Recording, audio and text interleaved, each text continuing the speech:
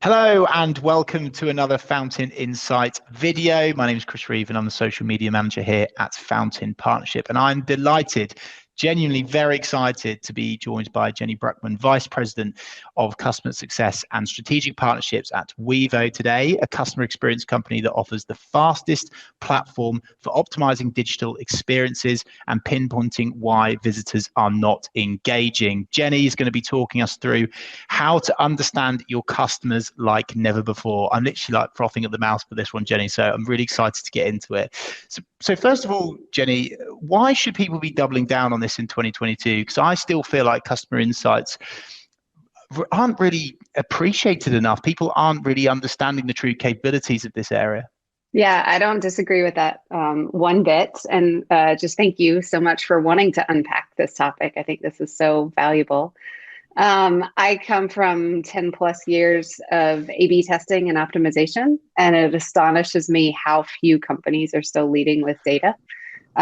We always talk about this quadrant of insights and accuracy, and the lowest point on that quadrant always really comes back to intuition, and that brands still make so many decisions based on intuition alone, and or frankly, it's just hard. It gets messier. It slows things down in perceived timelines. And the reality is it doesn't have to. But when you're just starting out, I think so many organizations don't understand how flexible and rapid it can be with the right tool set and the right processes.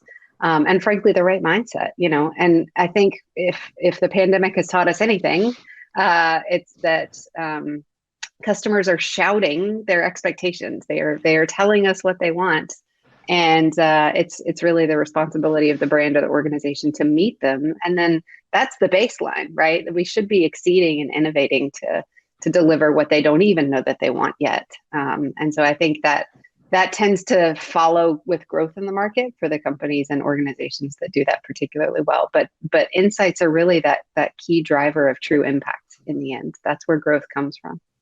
I could not agree more, Jenny. I still see so many, in my opinion, and my observations are in the market, so many people are kind of dictating and telling the customers what they want, but not truly listening to them backed up by data. So I'm totally on the same hymn sheet as you here. Jenny, what are the classic mistakes we're seeing in the customer insights market? Like what do people think they're doing right that actually they're potentially getting horrifically wrong? Yeah. So, that intuition driven decision making is still far more prominent than it seems like it should be at this point. 10 years ago, I feel like we were saying the average win rate of A/B tests in the market that you're running and experiments that you think you have the right idea is still only a quarter of the time, 25% of the time. This still blows my mind that that's still the industry average.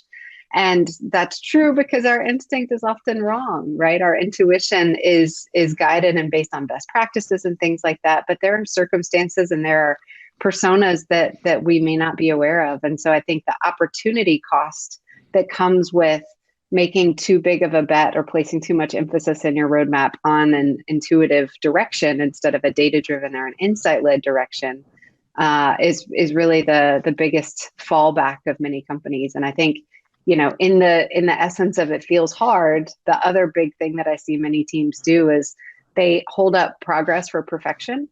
And, Yeah. if you just take that step back and say, let's just start to be insight led, let's start to be led with data and real validation, that's the focus. And so I think where that pivot really changes is when teams start to focus on validating problems instead of being so solution oriented. The solution oriented mindset is so aligned to intuition. It seems like this should be the right solution. It seems like this is the change we should roll out. And sometimes that's true, but the way in which you roll it out, the nuance there is so important. And so validating the problems is really where the change drivers begin. Validating the problems. Got it. Okay. And I'm sure you've never had someone clap you before whilst doing an interview, but I just felt the I'll need take an to. air clap all day long. That's great. I felt the need to. If we were in person, I'd give you a high five at that point as well. Jenny, I think potentially, if you don't mind me saying, I think perhaps the stigma around the customer insight space is that it's complicated, it's difficult, it's challenging, it's a headache, it's hard work. But I guess this would be a good opportunity for you to kind of like share and open up about your world, really, because it doesn't have to be that. And I'm really interested in understanding from you what are some of the new age tools that are available for companies, no matter what size, to actually make this easy to research their customers, to understand what they want. And potentially, what's the difference as well on top of that between that and more traditional customer tools like that? Yeah, no, that's a great question, and I think a really important one to help. It's what everybody is probably sitting there asking themselves. I came from that space. I've been in agency consulting and running these optimization programs for multiple brands across multiple industries for years. And that's to say, it is hard. Like it did seem really, really overwhelming and taxing to try to bake in. Oh, now we've got to bake insights into it as well as data. Come on. Like I love leading with data and I love leading with insights, but I don't have that scope of flexibility in this project. I don't have that ability to squeeze that into my timeline. And so I think, it's an awareness that's a top of mind once you become aware that there are new tools. So for me, that was frankly, I'd seen 100 tools in my time and came across Wevo and said, well, this feels fresh. Like, why isn't it this simple? And I think that's always the rule of thumb for me is when I see a tool that really feels like it should have been there the whole time, it's like, well, how does this not already exist? That's your moment of, okay, I need to go double click into that and try that out for a while. So that's the first part of your question. I think to the second part of your question, it's really how does that differ from traditional tools and what makes it easier, right? And so I think we kind of split this. My mindset is it's really about the mile wide and the mile deep. And most of the time where you become to feel overwhelmed, and this is a lot to bake into our process, is when you're trying to bake everything in at that mile deep level, or sometimes 10 miles deep.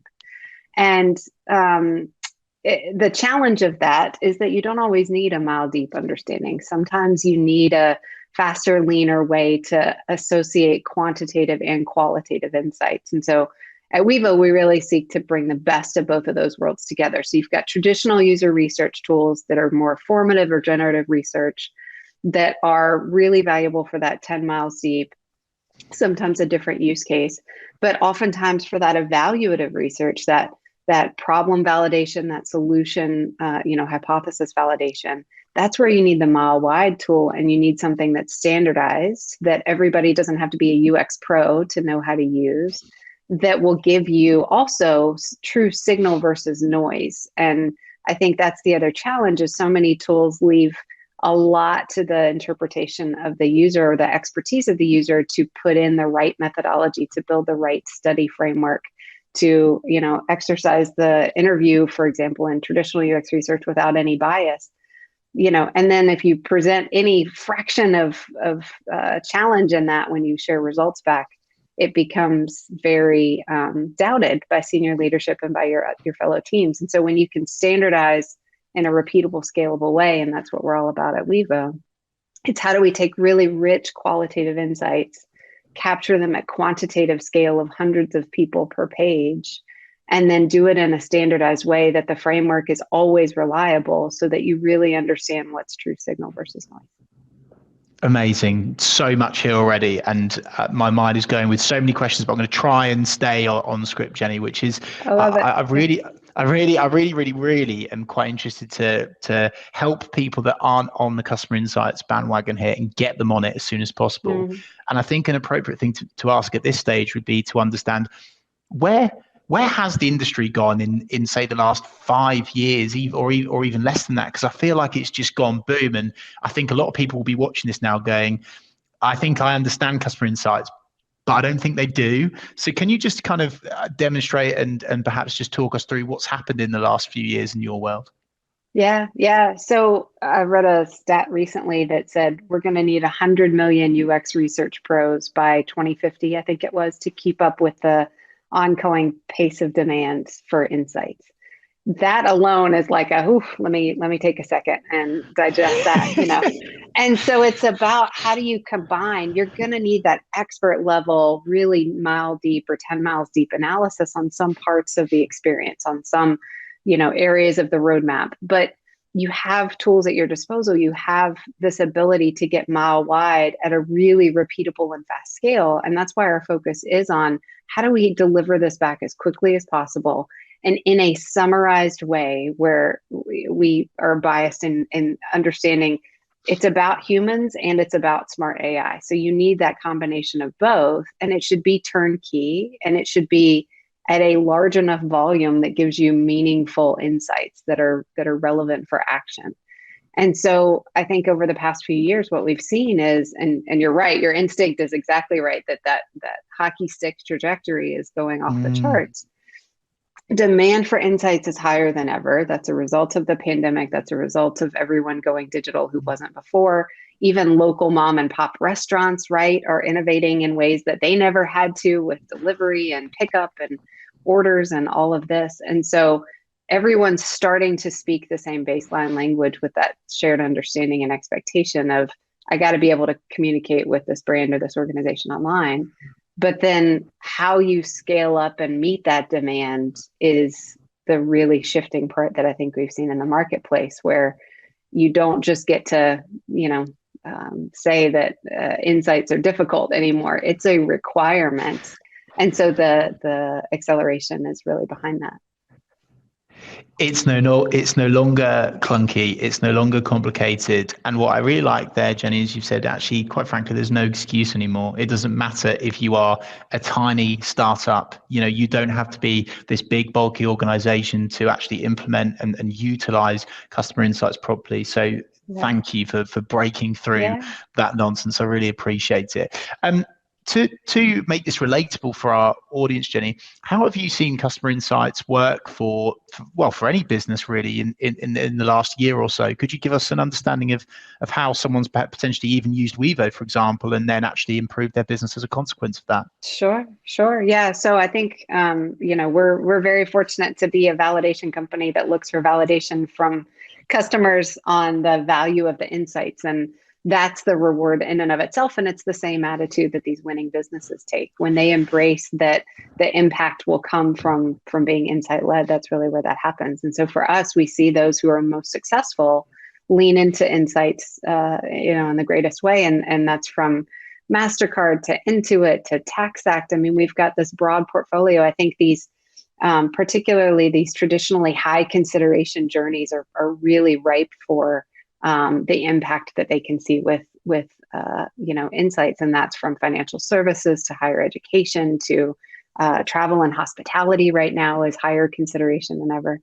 And so all of these different industries, the big benefit that they see is that they combine this power of generative 10-mile deep research when needed, but they have accelerated their trajectory so much faster and stronger with evaluative research that is that accessible tool. And really what they've started to do is democratize insights as a result.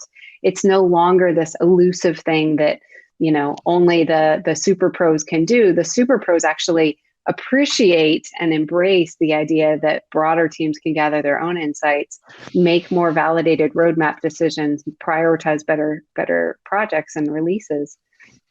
And then as a result, those insights really start to become the fuel. So, my perspective on that is you can hire smart teams all day long, and many do, but the smartest people get bored very easily, and they get frustrated when they don't have confirmation that they are moving the needle in the right direction or that that's too lagging. And so I think giving those really smart teams access to reliable insights is what really fuels their innovation.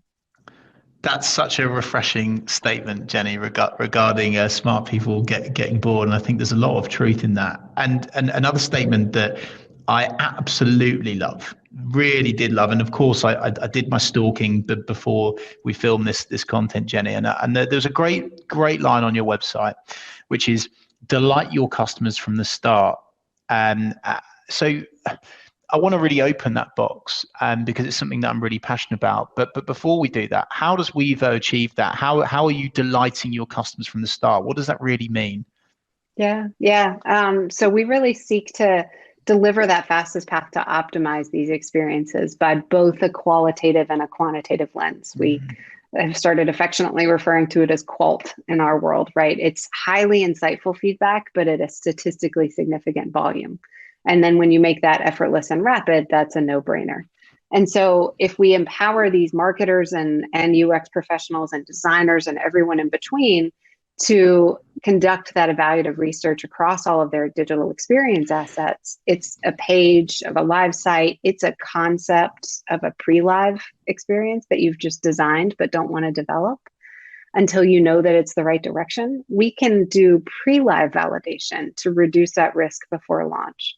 So we can compare your own experiences. You can take, your existing experience and compare it to multiple concepts of a new pivot on that experience in just the design phase and test and measure that and predict the performance. But also that's the quant, but then it's that qual. You also need to unpack the why. Everything that is successful is going to come back to you hit on the right why. You validated the right problem. You understood the need in the experience.